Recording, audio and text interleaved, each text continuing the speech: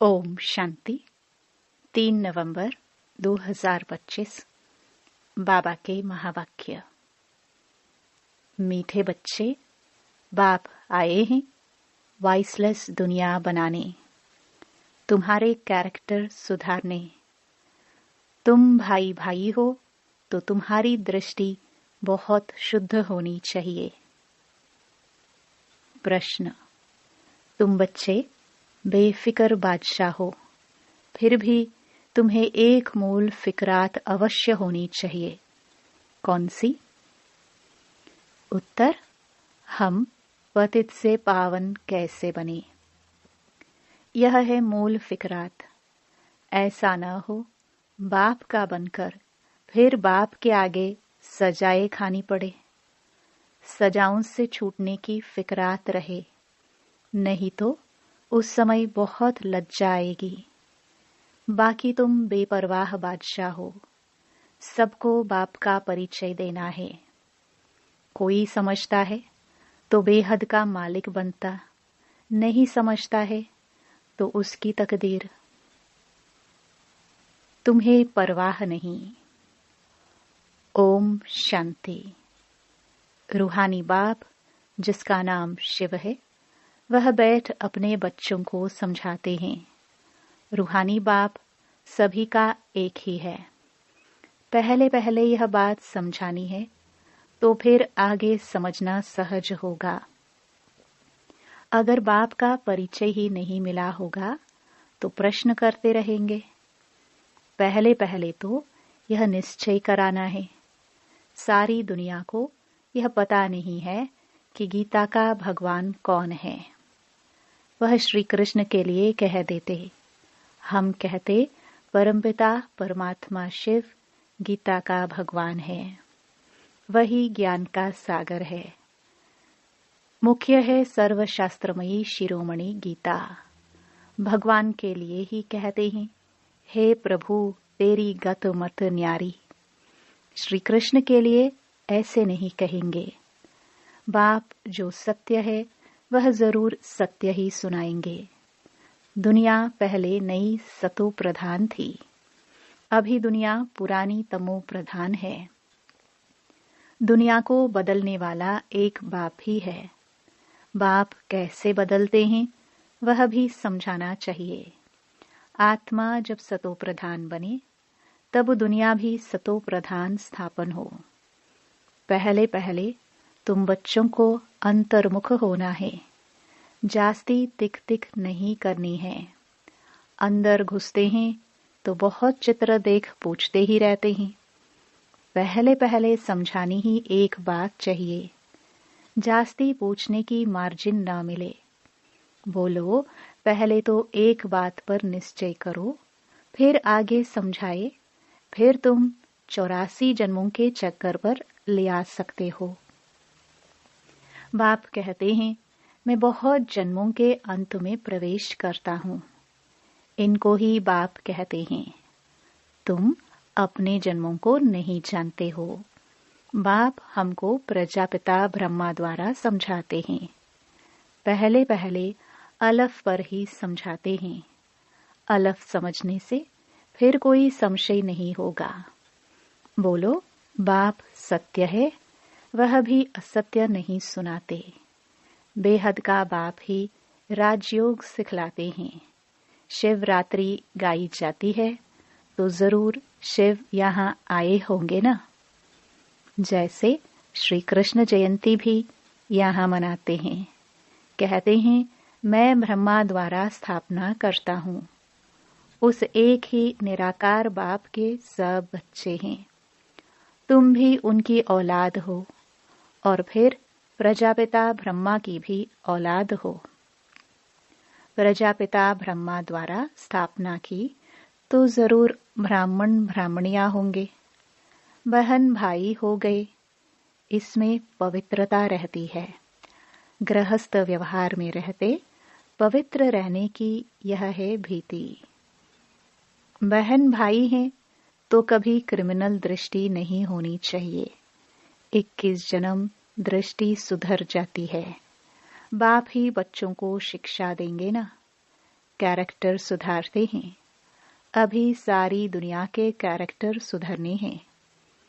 इस पुरानी पतित दुनिया में कोई कैरेक्टर नहीं, सब में विकार है।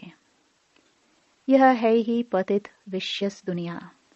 फिर वाइसलेस दुनिया कैसे बनेंगी, सिवाय बाप के कोई बना ना सके। अभी बाप पवित्र बना रहे हैं। यह हैं सब गुप्त बातें। हम आत्मा हैं, आत्मा को परमात्मा बाप से मिलना है।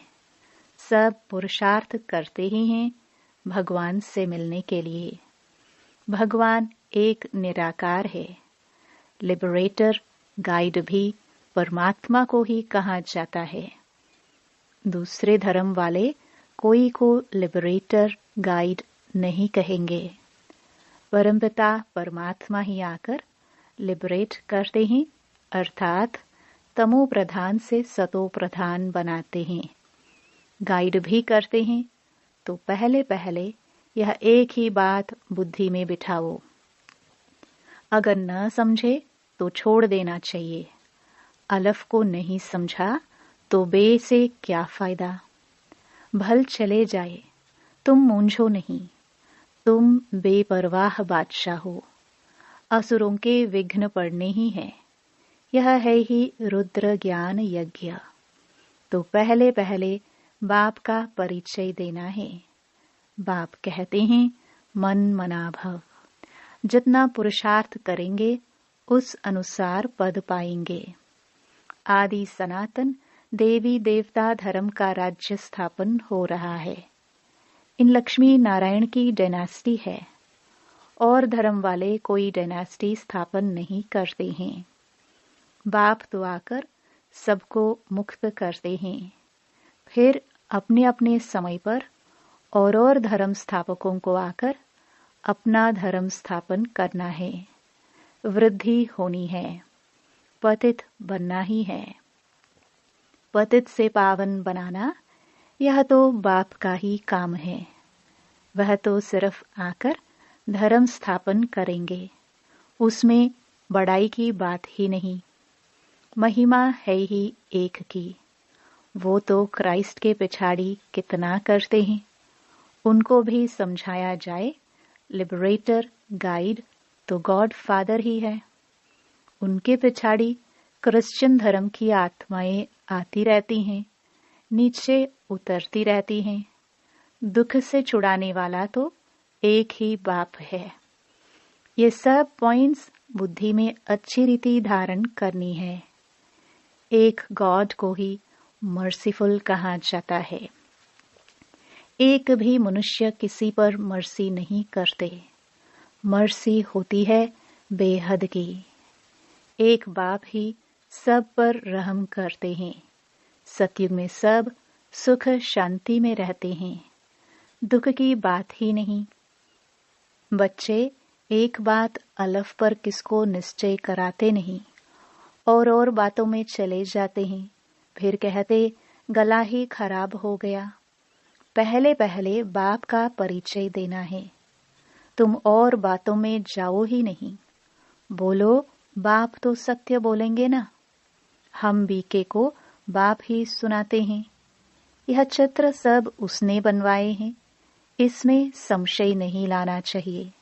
संशय बुद्धि विनश्यन्ति।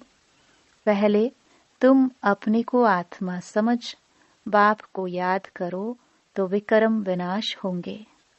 और कोई उपाय नहीं। पतित पावन तो एक ही है ना। बाप कहते हैं देह के सब संबंध छोड़ मामेकम याद करो। बाप जिसमें प्रवेश करते हैं उनको भी फिर पुरुषार्थ कर सतो प्रधान बनना है। बनेंगे पुरुषार्थ से। फिर ब्रह्मा और विष्णु का कनेक्शन भी बताते हैं। बाप तुम ब्राह्मणों को राजयोग सिखलाते हैं तो तुम विष्णुपुरी के मालिक बनते हो। फिर तुम ही 84 जन्म ले अंत में शूद्र बनते हो। फिर बाप आकर शूद्र से ब्राह्मण बनाते हैं। ऐसे और कोई बता न सके। पहली पहली बात है बाप का परिचय देना। बाप कहते हैं, मुझे ही पतितों को पावन बनाने यहाँ आना पड़ता है। ऐसे नहीं कि ऊपर से प्रेरणा देता हूँ। इनका ही नाम है भागीरथ, तो जरूर इनमें ही प्रवेश करेंगे। यह है भी बहुत जन्मों के अंत का जन्म, फिर सतो प्रधान बनते हैं। उसके लिए बाप युक्ति बताते हैं कि अपने को आत्मा समझ मामेकम याद करो। मैं ही सर्वशक्तिमान हूँ। मुझे याद करने से तुम्हारे में शक्ति आएगी, तुम विश्व के मालिक बनेंगे। यह लक्ष्मी नारायण का वर्षा इन्हों को बाप से मिला है। कैसे मिला वह समझाते हैं। प्रदर्शनी, म्यूजियम आदि में भी तुम कह दो कि पहले एक बात को समझो, फिर और बातों में जाना। यह बहुत जरूरी है समझना, नहीं तो तुम दुख से छूट नहीं सकेंगे। पहले जब तक निश्चय नहीं किया है तो तुम कुछ समझ नहीं सकेंगे। इस समय है ही भ्रष्टाचारी दुनिया। देवी देवताओं की दुनिया श्रेष्ठाचारी थी। ऐसे ऐसे समझाना है। मनुष्यों की नब्ज भी देखनी चाहिए। कुछ समझता है या दवाई है। अगर दवाई है तो फिर छोड़ देना चाहिए। टाइम वेस्ट नहीं करना चाहिए। चात्रक पात्र को परखने की भी बुद्धि चाहिए। जो समझने वाला होगा उनका चेहरा ही बदल जाएगा। पहले पहले तो खुशी की बात देनी है। बेहद के बाप से बेहद का वर्षा मिलता है ना। बाबा जानते हैं, याद की यात्रा में बच्चे बहुत ढीले हैं। बाप को याद करने की मेहनत है, उसमें ही माया बहुत विघ्न डालती है। यह भी खेल बना हुआ है। बाप बैठ समझाते हैं कैसे यह खेल बना बनाया है। दुनिया के मनुष्य तो रिंचक भी नहीं जानते। बाप की याद में रहने से तुम किसको समझाने में भी एक रस होंगे। नहीं तो कुछ न कुछ नुक्स कमी निकालते रहेंगे। बाबा कहते हैं, तुम जास्ती कुछ भी तकलीफ न लो। स्थापना तो जरूर होनी ही है। भावी को कोई भी टाल नहीं सकते। उल्लास में रहना चाहिए। बाप से हम बेहद का वर्षा ले रहे हैं। बाप कहते हैं, मामेकम याद करो। बहुत प्रेम से बैठ समझाना है। बाप को याद करते प्रेम में आंसू आ जाने चाहिए। और तो सभी संबंध हैं कलयुगी। यह है रूहानी बाप का संबंध। यह तुम्हारे आंसू भी विजयी माला के दाने बनते हैं।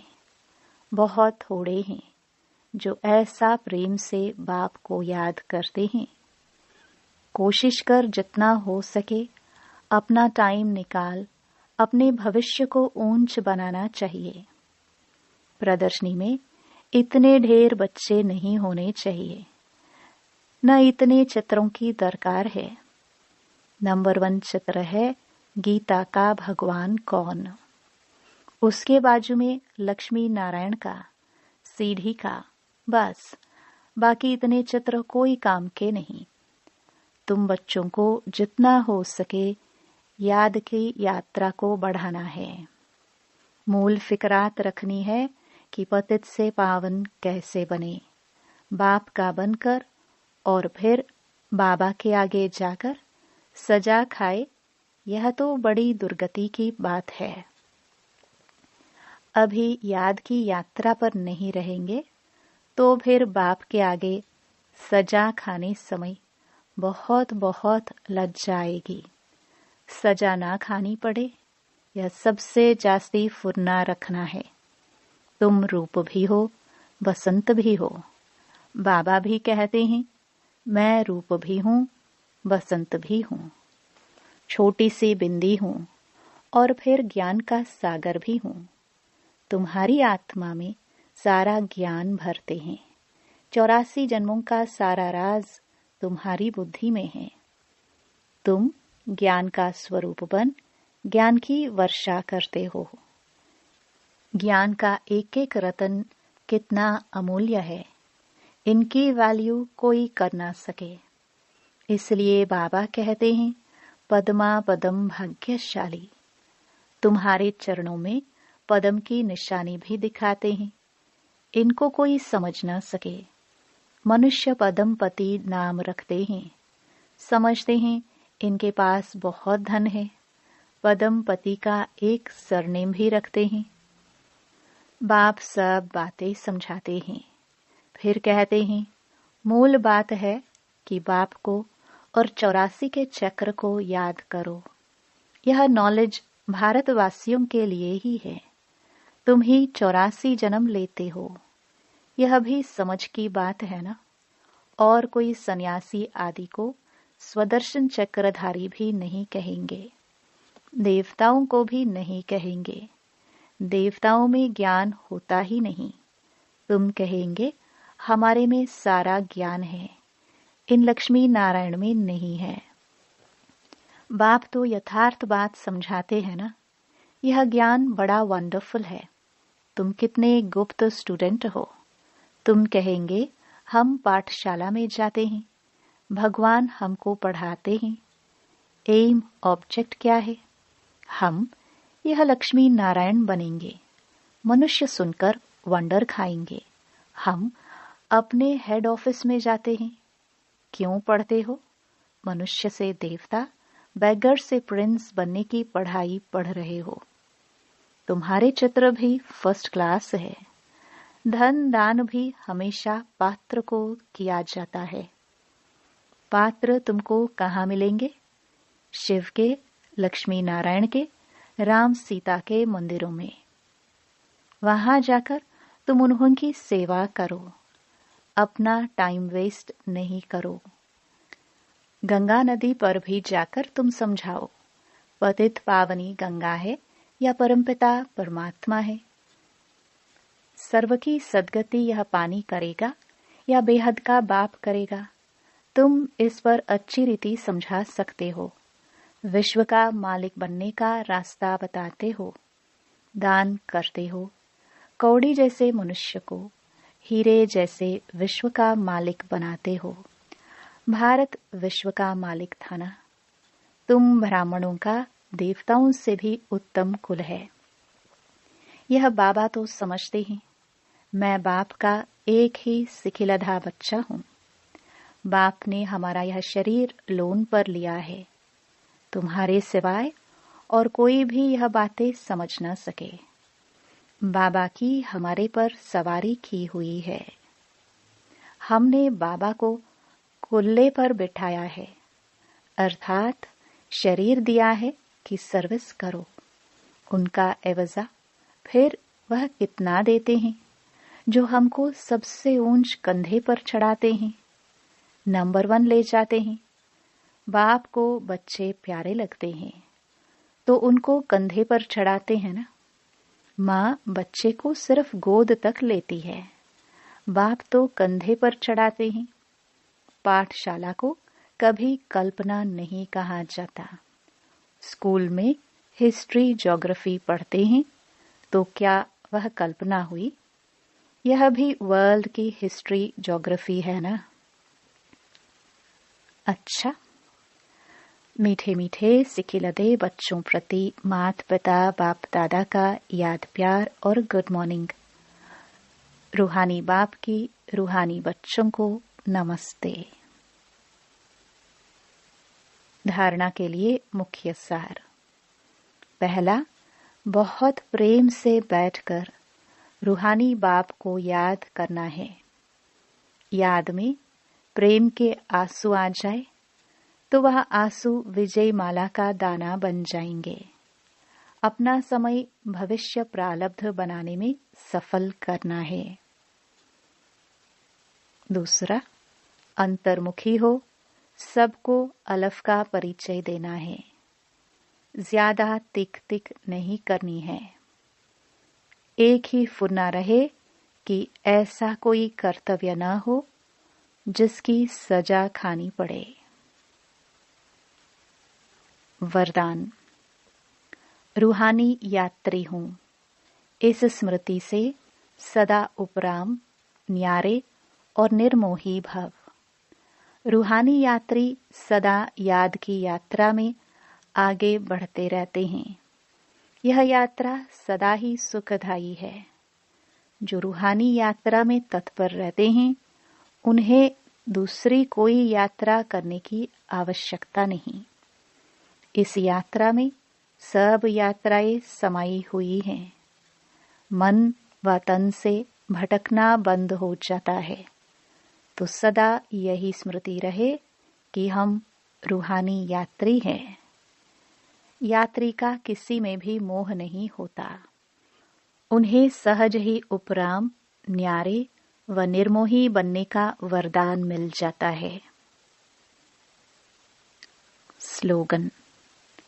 सदा वाह बाबा, वाह तकदीर और वाह मीठा परिवार, यही गीत गाते रहो। अव्यक्त इशारे। अशरीरी व विदेही स्थिति का अभ्यास बढ़ाओ। जैसे बाप को सर्व स्वरूपों से व सर्व संबंधों से जानना आवश्यक है, ऐसे ही बाप द्वारा स्वयं को भी जानना आवश्यक है। जानना अर्थात मानना। मैं जो हूँ, जैसा हूँ, ऐसे मानकर चलेंगे तो देह में विदेही, व्यक्त में होते अव्यक्त, चलते फिरते फरिश्ता व कर्म करते हुए कर्मातीत स्थिति बन जाएगी। ओम शांति।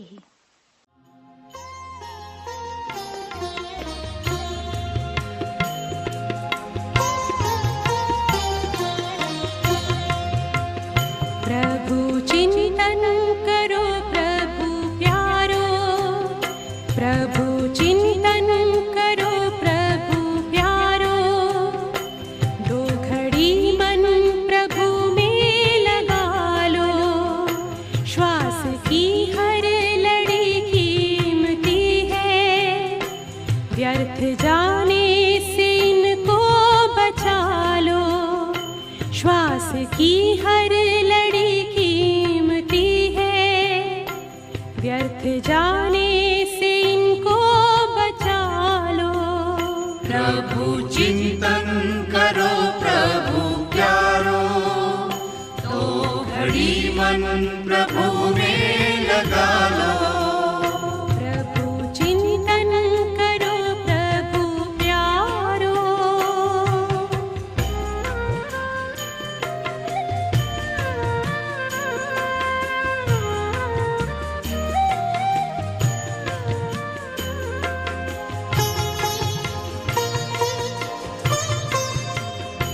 हर तरफ से बुद्धि हटा गए, देखो परमात्मा में लगा गए।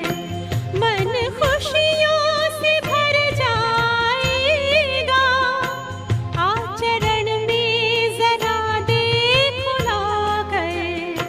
ज्ञान मंथन करो दुलारो, ज्ञान का दीप फिर से जला लो। प्रभु चिंतन करो